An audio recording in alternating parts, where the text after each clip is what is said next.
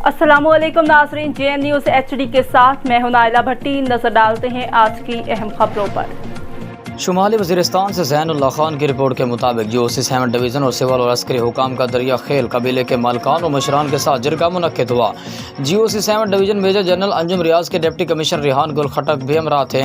इस मौके पर GOC 7 division major general Anjum Riaz ने जिरगा से खिताब करते हुए दरपे खेल कबीले के माहिदीन का शुक्र अदा किया और कहा कि दरपे खेल कबीले ने शुमाली वज़ीरिस्तान में अमन अमान तरक्की की बहाली के लिए भरपूर ताउन किया है।